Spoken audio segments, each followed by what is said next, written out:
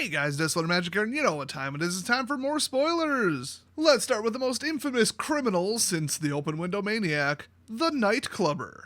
It's a 3-cost black 2/2 human warrior, and when it enters the battlefield, creatures your opponents control get -1/-1 till end of turn. Blitz 3. So Blitz 3, but it costs 3, but the Blitz is 2 generic plus 1 black, and the cost is 2 black plus 1 generic.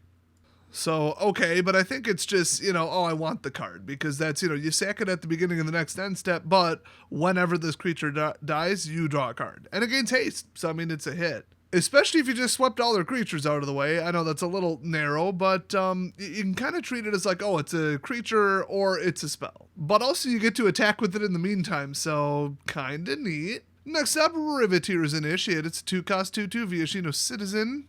And it's 1 generic black-green. Riveteer's Initiate gains Death Touch until end of turn. So, nothing special. In fact, I'm going to skip a lot of the cards like that. We're getting down near the end here. They get a little less exciting in the common slot. So next up, Take to the Streets, because this entire set is absolute socialist nonsense. I know, shocking, coming from a company from Seattle. Can't wait for Thinly Veiled Trump on a card. We're all predicting that on my Discord server. Anyway, it's a 5-cost green sorcery. Creatures you control get +2/+2 till end of turn. Citizens you control gain an additional +1/+1 and vigilance until end of turn. So that's pretty big, but sorcery speed. And yeah, I mean, you wouldn't want to give something +3/+3 in a swarm deck or a go wide deck after blockers have already been declared. That's a little much, even for 5, that'd be a little much. Next up, Torch Breath. Here we go, another red instant with X. It's 1+X. This costs 2 less if it targets a blue permanent. I think I've already made clear what I think of that. And it can't be countered. Ooh, somebody don't like blue, but it's really blue-white and blue-white-black, that's the problem. Which they literally put in the set. Anyway, it deals X damage to target creature, planeswalker, so it's just an upgraded Heat Ray. Next up, Citizen's Crowbar of Socialism. It's a 2-cost white artifact equipment, and when it enters the battlefield, create a 1/1 green and white citizen creature token, then attach Citizen's Crowbar to it. Equipped creature gets +1/+1 and has pay 1 white, tap it, sacrifice Citizen's Crowbar, destroy target artifact or enchantment. Oh, they should have called it the Antifa Crowbar. Anyway, equip 2. Next up, Whack. Speaking of whack, this purple overlay haze crap, that's pretty whack. What are they doing? Anyway, 4-cost black sorcery. The spell costs 3 less to cast if it targets a white creature, which is stupidly overpowered and unfair. Gets -4/-4 till end of turn. So useless in draft, useless in limited, except for narrow, unfair situations, and somewhat similar to other spells in black that have cost 2, but it costs 4. They should have just not done this. Next up, Deal Gone Bad. It's a 4-cost black instant. Target creature gets -3/-3 till end of turn. Target player mills 3 cards. You're not going to mill somebody out with this, and I don't like graveyard mechanics, and neither does anyone, so just overall a terrible card. Next up, Slip Out the Back. I hope you're slipping out to find out who keeps putting purple haze on these cards.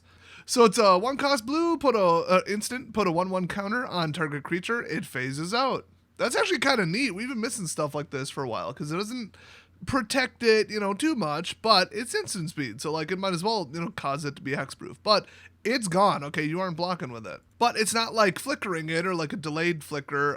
You don't lose any counters, you don't lose auras, you don't lose equipment. So kind of neat, I actually like that. Next up, Jetmir's Fixer. It's a Christmas-colored 2/2 cat warrior. You pay 2 mana, Christmas colors again. Jetmir's Fixer gets +1/+1 until end of turn. If mana from a treasure was spent to activate this ability, then you're an asshole. Stop playing treasures, you dick. Just because they built it doesn't mean you have to be the one to play it. Also, put a 1/1 counter on Jetmir's Fixer instead. Honestly, probably still not worth it. Seems like a draft or sealed card. Next up, Endless Detour. It's green, white, blue, instant, and the owner of target spell, non-land permanent, or card in a graveyard puts it on top or bottom of their library. So just take something from somewhere and put it somewhere else. So it could be a spell on the stack, it could be any permanent in play that isn't a land, or any card in the graveyard, and you can put it on the top or bottom of anybody's library. But it has to be the owner of the card. You can do a lot with that, but I don't even know what to think about this.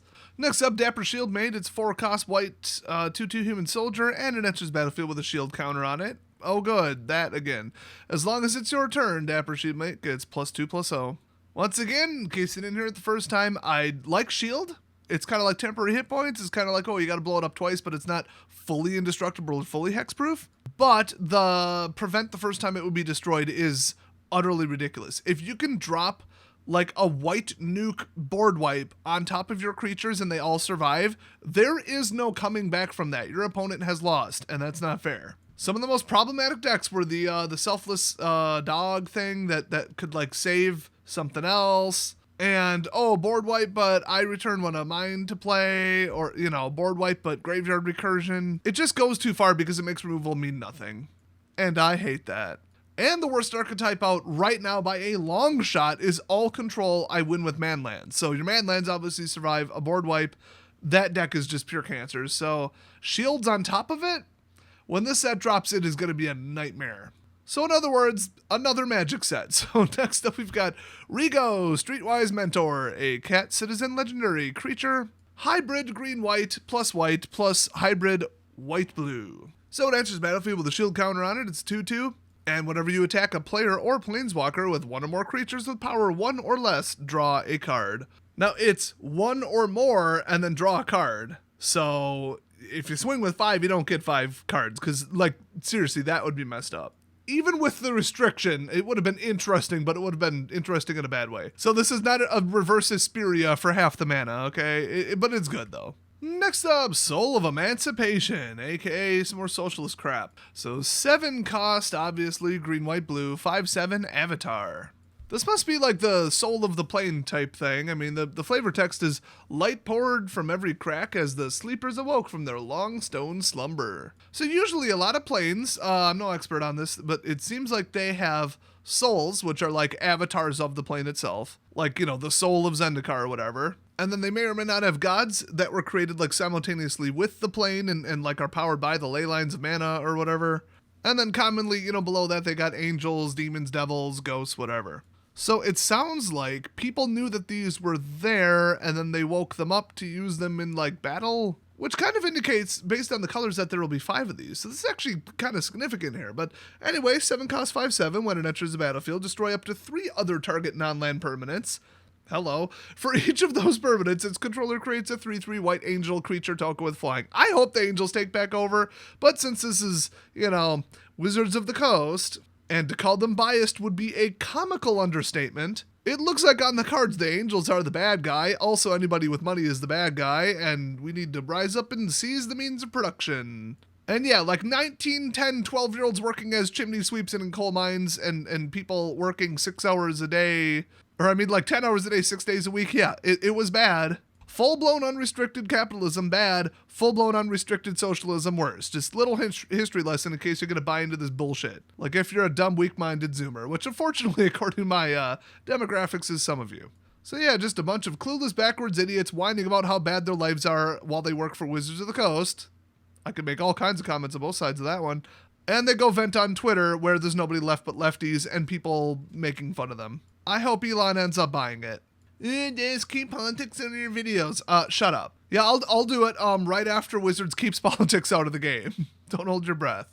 Or do. You're wasting more intelligent people's air. Anyway, next up we got Case the Joint. It's a 4-cost blue instant, draw 2 cards, then look at the top card of each player's library. Okay, that's just neat. I don't think people will be racing out to put this in their commander deck, but it's neat. Next up, Masked Bandits, a 3-color common. Boy, you don't see that very often. Raccoon Rogue, 5/5, Vigilance.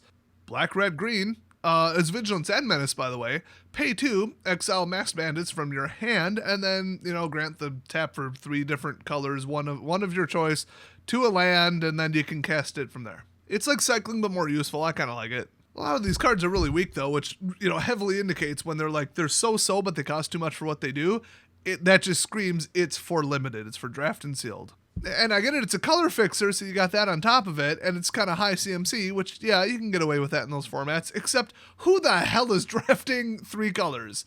My guess is everybody if they're drafting this set, but it would be so much easier to do, too. Even in the rare and mythic slot, which you're just not going to come across, there's just not that many 3-color power cards, and a lot of them rely on heavy synergy, like to the extent where you'd have to construct it, so I just would advise anybody against drafting 3-color. Next up, hey, a blue mythic. I thought we were out of mythics. It's a 3-cost triple blue. Oh yes, plus X, instant, and it costs 3 blue less to cast if an opponent has drawn 4 more cards this turn, and then draw X cards. Oh, that's spicy. It's way too specific to put in a deck, but it's spicy. If they drew that many cards, you better hope they're out of mana because one of them is a counterspell. We all know darn well what color or colors they're playing if they drew that many. This should just be called Mirror Match Drager Outer. What were they thinking? What is the purpose of this? I don't know. You could put it in like a Forced Fruition deck or something stupid and outside of standard. This is just weird. Next up, Sanctuary Warden. Here's a fun one. This appears to be the back of a card that flips over just by the look of it and the colors, but it's just not. I guess nobody brought that up. Anyway, it's a 6 cost. Creature Angel Soldier 5/5 with flying. And yeah, we needed another Power Angel in white, obviously. I mean, we were so lacking that. And it enters battlefield with 2 shield counters on it. Okay, that's a bit spicy. By the way, hallelujah, on the last ban where they banned like 98 cards, I'm not kidding, they got rid of the stupid angel that says any attacking creature is indestructible. Good freaking riddance. But then we get Double Shield Girl here. So anyway, when Sanctuary Warden enters battlefield or attacks, you may remove a counter from a creature or planeswalker you control, like for example a shield counter, like for example this creature. And then if you do, you can draw a card and create a 1/1 green and white citizen creature token. So like they said, it could be a loyalty counter. That's kind of neat. Well, remember, this is in the same colors, well, color, one of the 3 colors, in that card that drops a counter on every single creature you own, every upkeep. They're going to have to ban that. It's the only one that stands out like a sore thumb from the stupid set. The rest, pretty mellow. I've seen some pretty egregious cards in here, but we've seen so much worse. But that one, just ridiculous. Speaking of ridiculous, Meeting of the 5. It's all 5 colors of mana plus 3. So 8, I'll just call it CMC. I'm old school. And then, yeah, Sorcery Mythic. Okay. Exile the top 10 cards in your library. You may cast spells with exactly 3 colors from among them this turn. And then add 2 of each mana to your mana pool, so 10 total. Spend this mana only to cast spells with exactly 3 colors. I would have liked them to actually add to this. It's a silly card, nobody's going to play it, but they could add to it. You don't lose mana as phases end until end of turn, or this turn, or whatever. Well, anyway, I hope they all kill each other. Next up, Structural Assault. It's a 5-cost double red sorcery. Destroy all artifacts, then Structural Assault deals damage to each creature equal to the number of artifacts that were put into graveyards from the battlefield this turn.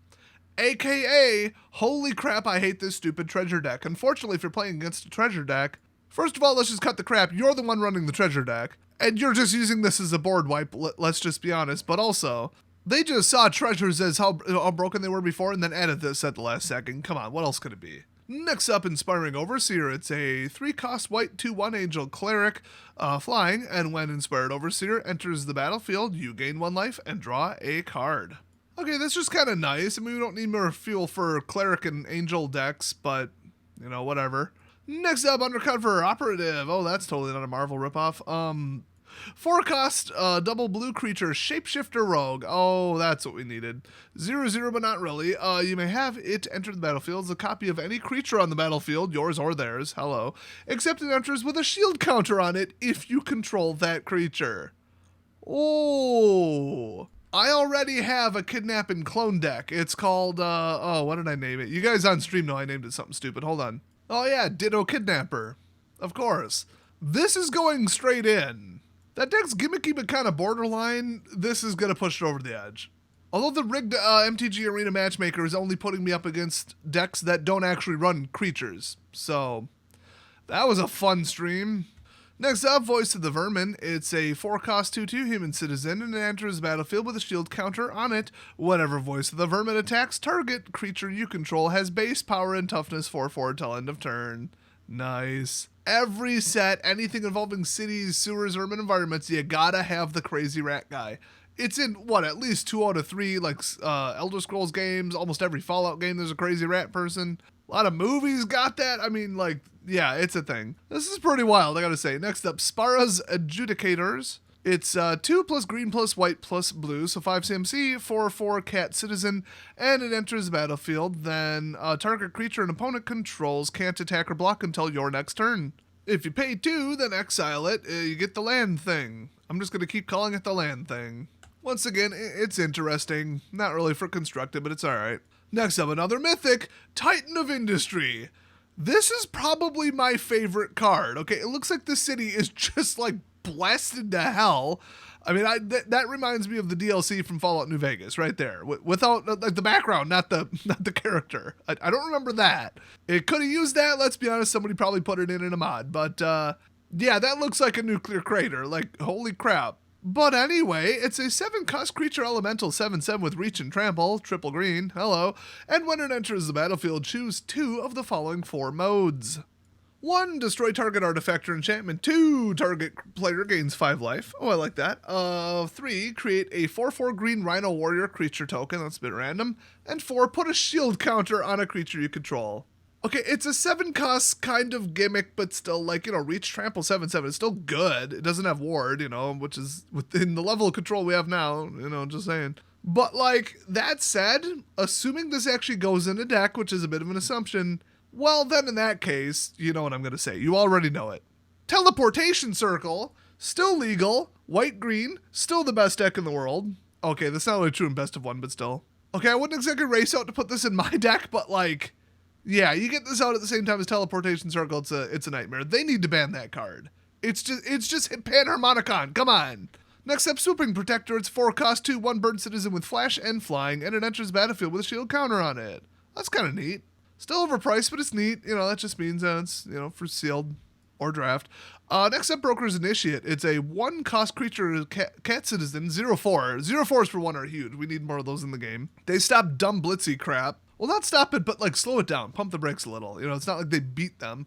But if you have 4+ hybrid green or blue, Broker's Initiate has base power and toughness 5/5 until end of turn. I like that. It's value now, it's value later, That's pretty good. That's decent. And I'm building Cat Tribal just as a meme. Next up, Legrella the Magpie. Green, white, blue, 2/3 human soldier, legendary creature, and she enters battlefield, exile a number of other target creatures controlled by different players until Legrella leaves the battlefield.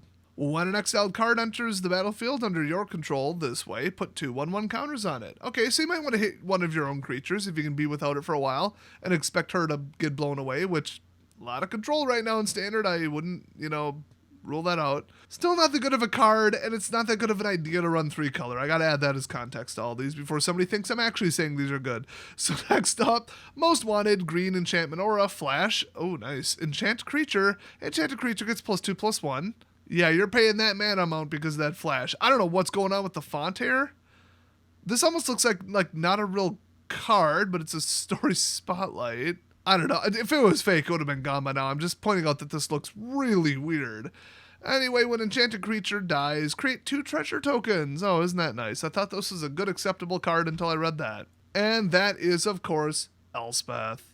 Next up, Ominous Parcel. It's a 1-cost artifact. You pay 2 and tap it. Sacrifice Ominous Parcel. Search your library for a basic land card. Reveal it. Put it into your hand, then shuffle. And then if you pay 5 and tap it and sack it, it deals 4 damage to target creature. So you need land? I mean, do you not need land? Okay, well then blow something up later for an outrageous cost. It's kind of neat.